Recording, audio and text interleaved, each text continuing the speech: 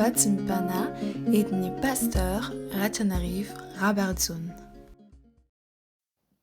Aoka iombavaka sy tompoko. Ry Andriamanitra raisanaka fanahy masonao, mitsaoka sy midera amin'ny voninahitra anao zahay, fa lehibe tokoa ny famindramponao sy ny fitiavanao ka velona ny trapamonjena, tratra indray ty andro ty ireto mpanomponao.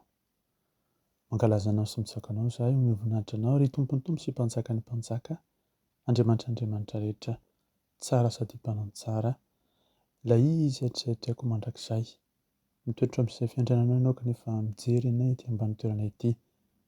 Lehibe izany famindramponao sy fitiavanao izany, izany fanatrentehanao izany ry tomponay sy mpanjakanay.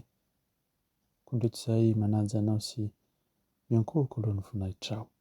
Mangataka aminao indrindra fambelan-keloka sy famindrampo, eny tokoa tsy tanteraka ao anatrehanao zahay. Na tamin'ny teny, na tamin'ny eritreritra, na tamin'ny fonony tsy ny loka Jesosy dia tsy tanteraka ka mila ny famindramponao sy ny fitiavanao. Mila ny fanadiovanao amin'ny ranonao sarobidy mba afaka amin'ny fahavitana sy ny tsy fahamarina rehetra. Atrofenao ny mpanomponao Jesosy amin'ny toera fotoana ity, mba handrenesanay ny feonao ary andehananay araka ny sitrakao amin'ny androm-piainay rehetra. Miterina Jesosy araka ny fomanao voninkazo izay mpanomponao. Dia amin'ny aranao Jesosy Kristy avy any Nazareta, tompony tompo sy mpanjaka ny mpanjakanao, zolo manisy mangataka izany vavaka izany. Alleluia. Amen. Mbola mpitombona amintsika mandrakariva ny rava ny fahasoavana ary koa ny fiadanana avy amin'Andriamanitra raintsika Jesosy Kristy tompo ary ny fampiraisana avy amin'ny fanahy masina. Amen. Midira eo amin'ny fanatrehako sy ny fitsaharako. Midira eo amin'ny fanatrehako sy ny fitsaharako. Izany lohateny izay omeny tompo antsika amin'ity andro ity. Fa hoy mantsy ny voasoratra ao amin'ny Baiboly. Ny Salamo fa 4:10. Salamo fa 4:10. Sy ny Hebreo 4:1. Psaume 46:10. Hébreu 4:11. Amin'ny anaran'i Jesosy. Mitsaraka aoka ho fantatrareo fa izaho no Andriamanitra. Hisandratra amin'ny fireneny samihafa aho, hisandratra amin'ny tany aho. Koa aoka isika hazoto hiditra amin'izany fitsaharana izany, fandrao hisy olona latsaka amin'ny tsy finoana tahaka izany koa. Amen. Hoy Jesosy avy any Nazareta. Ao amin'izao tontolo iainantsika izao ny fiadanako. Mandrakotra ny mombanao rehetra eo amin'ny vatanao izany fiadanako izany. Ary ny fitiavana izay tsy manapetrako dia napetrako ao aminao. Aiza angaho ianao? Ao amiko misy ny fiadanana ary mety anontany tena ianao, aiza no misy aho? Ao aminao. Eny, ao aminao aho no mitoetra. Midika izany fa monina ao aminao aho ka mitondra ny fiadanana sy ny fitiavana. Rehefa mifoka rivotra ianao dia ataovy tahaka ny hoe mifoka sy mitelona ny fanahiko. Mifandraisa amin'ny fanahiko ao anatinao. Ny fofonainao izany dia fenoiko ny fanahiko ka manome aina ao anatinao. Dia avelao ho toy ny vatanao. Aza tsinitsiniavina izay eritreritra tonga ao an-tsainao ary izao atao sakana amin'ny ezaka ataonao mba hahita fitoniana anaty eo anatrehako ianao. Mazava ho azy fa mila fotoana mba hampitoniana ny ao anatinao. Mifantoha amiko. Ampiasao ny sainao hiafanao masinika. Alaivo sary an-tsaina ny endriko. manao ahoana ny fahitanao sy ny fahatsiarovanao ny momba. Eo miteboka izay anganao. Mifoha rivotra saingy ny fofonaiko dia ny teny hebreo hoe roa no miditra ao anatinao. Ny roaha izay rivotra mifofofo avy eo amin'ny lapan'ny voninahitran'Andriamanitra iray ka midina eo aminareo ao anatinao. Ary dia avoahy ny fanahinao rehetra, ny ahiahy, ny lanja ary ny olana eo amin'ny fiainanao. Amin'ny fanaovanao izany no indro ny fanahiko miasa, mitarika ny tenanao amin'izay toerana hifandraisantsika, mitarika anao ao amin'ny ivon'ny fanatrehako, ka indro volavolaiko ianao, ataoko mifandrindra ny fanatrehako sy ny mombanao. Amin'izay dia ny mombanao rehetra dia hirindra sy hifanaraka amin'ny fanahiko. Izany no hidiranao amin'ny fitsaharako. Raha sendra ka resy tory ianao rehefa manao izany dia tsy maninona akory fa tomoera amin'ny fiadanana sy ny fanginana. Mitaky fotoana hianarana izany, fa rehefa manao izany ianao dia tsy hoe hianatra fotsiny ny fomba fidirana amin'ny fitsaharako amin'ny fotoana rehetra izay tianao, nefa ho nianatra ny fomba hijanonana hifandray amiko. Izany hoe ilay fifandraisana amiko ny zava-dehibe, ary rehefa mitoetra amin'ny fifandraisana amiko ianao sy amin'ny fanjakako dia indro eo anivon'ny raharasy ny andavanandronao aho no manatrika anao. Ny tanjona mantsy dia ny hianatra hiaina amin'ny toerana izay maha iray antsika, satria ny firaisana amiko no zava-dehibe indrindra. Arakaraka ny fanazarantena tanterahinao no voamainka hisokatra ho anao ny fanjakako. Mahita fahitana va ianao? Soraty araka izay hitanao azy.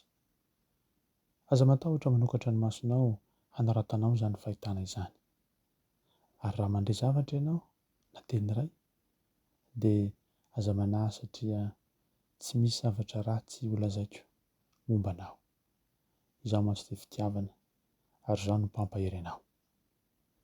Koa raha mandray teny fanameloana momba anao ianao dia tsy avy amiko izany, fa avy amin'ilay ratsy mpamitaka. Noho izany roa izy tsy eo amin'ny toerana izay misy anao.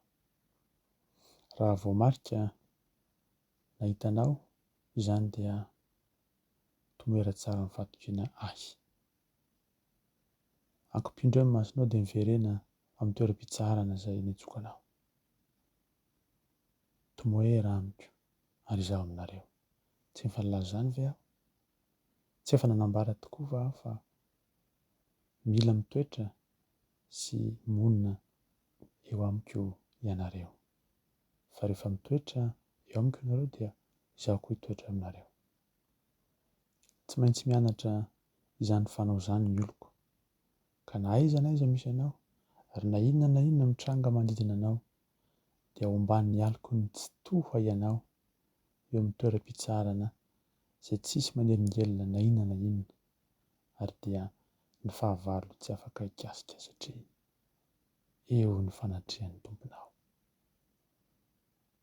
Manasa antsika ny tompo mba eo aminy amin'ny alalan'ny herin'ny nofintsika sy ny fisainantsika, ny herin'ny fihetseham-pontsika, satria izany rehetra izany dia nataony, efa nodioviny, efa namboariny, efa nataony tanteraka noho ilay rà nalatsaky Jesosy sy ilay fanahiny izay miasa ao anatinao.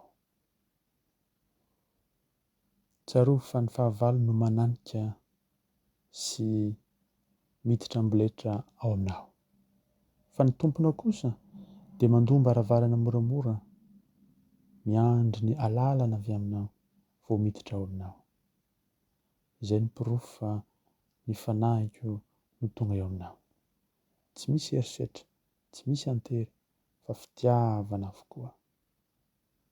Indro manao fanekena mandrakariva ny tomponao, fa mila ny fiangonana mandrakizay izay miantoka ny famonjenao izany.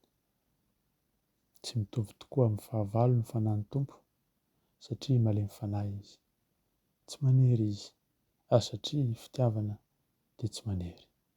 Fanekem-pitiavana amin'ny ran'i Jesosy Kristy.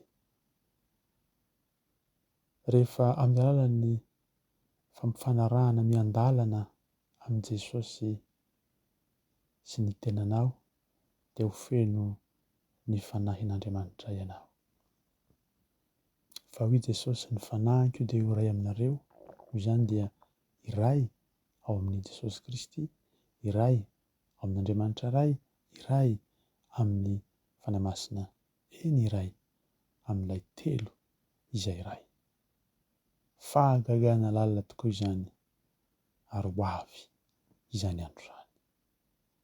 Ho koa ny voasoratra ao amin'ny Korintianina faharoa toko 7:7-12. Fa isika rehetra kosa amin'ny tava tsy misarona dia mijery ny voninahitry ny tompo, toy ny amin'ny fitaratra, ka hovana ahazo izany endrika izany indrindra avy amin'ny voninahitra, ka ho amin'ny voninahitra toy ny avy amin'ny tompo, dia ny fanahy. Mihoatra noho izay rehetra atahoran'ny fahavalo amin'izao andro izao, ny ahatongavantsika ho tsy azo resena ary mampiasa izay rehetra ananana izy hiezaka hanakana antsika, tsy ho tonga amin'izany tanjona niantsoana antsika izany. Amin'ny alalan'ny fivavahana, nametrahan'ny fahavalo ny sarin'ny tahotra sy ny fandrarahana eo amin'ny sain'ny kristianina ny amin'ny zavatra rehetra izay an'Andriamanitra. Navelon'ny Satana sy ny lotony avokoa novany ary nampiasainy ho an'ny tenany ny fomba rehetra izay nampianariny tomponao ny amin'ny fandraisana amin'ny Andriamanitra ao.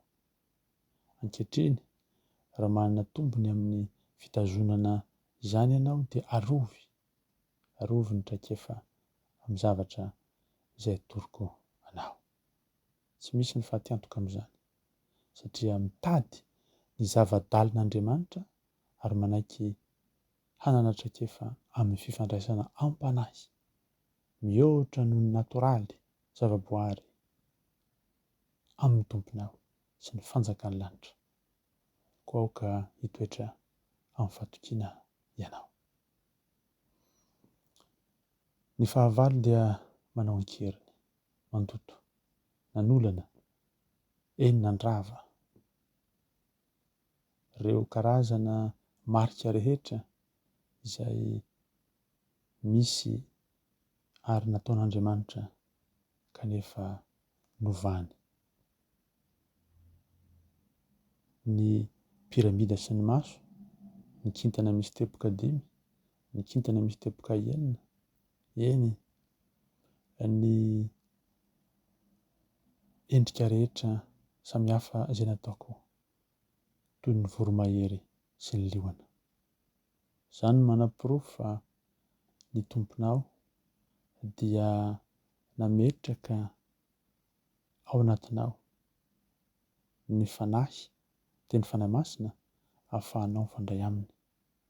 Fa novan'ny fahavalo kosa izany, manjary izy indray no miseho tompony amin'izay fomba rehetra tiako hifandraisana amin'ny oloko. Amin'ny toe-javatra toy izany dia tsaroa fa ny fifandraisana napetraka tao amin'ny lanitra fahatelo no misy ny fanjakan'Andriamanitra. Satria ny lanitra faharoa dia Satana sy ny andiana amin'ny ny fahavalo no mitoetra ao. Ary dia maro ny zanak'olombelona no mifandray amin'izany lanitra faharoa izany, dia ny misy ny zavaboary samihafa. fa manadiny kosa ny toerana izay misy ny fanjakan'Andriamanitra eo amin'ny lanitra fahatelo. Tsy mahagaga izany fa Satana aza nampiova ny endriny mitahaka ny anjeliny mazava hoy ny soratra masina. Ny fivavahana dia mirona mankany amin'ny amin'ny, mampiasa fitaovana mahery vaika izay eritreretin'ny olona toy ny fanompoan-tsampy. Fandray misehatra ara-panahy matetika ahatonga azy hevitra fa manana fifandraisana amin'ny tobin'ny aizina tahaka ny nouvel âge, méditation transcendantale, ny yoga, ny bouddhisme sy ny sisa. Kanefa ny fampiasana ny saina sy ny fihetseham-po hifandraisana amin'ny tompo dia voajanahary nataon'Andriamanitra ao am-pon'ny olombelona. Anio ary aoka ilay fanahy masina izay mitoetra ao anatinao no handresy lahatra anao sy hatonga ny fihetseham-ponao sy ny fisainanao hifanaraka amin'ny tomponao ka hatonga anao hitododoa ho any amin'ny fanjakan'Andriamanitra izay misy ny paradisany. Mitoera ho mahatoky, mitomoera amin'ny teniko, aza mihanahana fa indro efa nampitoerana ho eo amin'ny toeram-boninahitra mahazanak'Andriamanitra ianao. Eny tokoa marina voasoratra fa aza misaina ny ety ambany fa aoka hisaina ny ambony. Ko raha misaina ny ambony ianao dia hatsiaro mandrakariva ny toeran'ny tomponao, ny endriky ny tomponao, ary ihany koa hatsiarovanao fa ny tomponao dia ilay tompony tompo sy mpanjaka ny mpanjaka. Ka na avy aza ny fanahy sasany izay tonga mahalona anao, anontaniao izy hoe ianao va ny tompon'ny tompo? Ianao va ny mpanjaka ny mpanjaka? Ianao va no Jesosy avy any Nazareta? Dia ho hitanao na avy amiko izy na tsy avy amiko. Izy ao toetra ny fanahy na avy amin'Andriamanitra na tsy avy amin'Andriamanitra. Ny tomponao no manao sonia, Jesosy avy any Nazareta. Mahereza mahantanja, aza mieritreritra foana fa izaho ihany hoy ny tomponao, tantananao amin'ny tanakavanana amin'ny fahamarinako aho. Dia raha zaza saotra avanao Andriamanitra rezanaka fanahy masina, fa lehibe sy mahagaga ny anaranao masina, ary dia indreto izay manotra ny voninahitra feno anao. Ampianaro izay hianoka eo amin'ny fanatrehanao, hitoetra eo amin'ny fitsaharanao. Dia ho fantatray fa Andriamanitra velona sy miasa ianao, ary ihany koa mitoetra eo amin'ny lafim-peany rehetra. Eny tokoa fa ianao dia Andriamanitra ka mila mitsahatra izahay, mila mananatra ny voninahitrao ary mila mitoetra, miamoka, misitraka ilay fanahinao masina izay tonga aty anatinay sy onivonay. Dia raha nilaza ny ajany saotra dia ahoana tompo, fa aoka kosa handrakotra ny maha-olombelona any amanontolo, ilay fanahinao masina handehananay araka ny sitrakao amin'ny androm-piainana rehetra. Saotra Jesosy, fa soavanao Jesosy Kristy, ny fitiavanao Andriamanitra iray, ny hery sy ny fampiraisana avy amina fanahy masina ny ho aminay mandrakariva sy mandrakizay. Aleloia. Amen.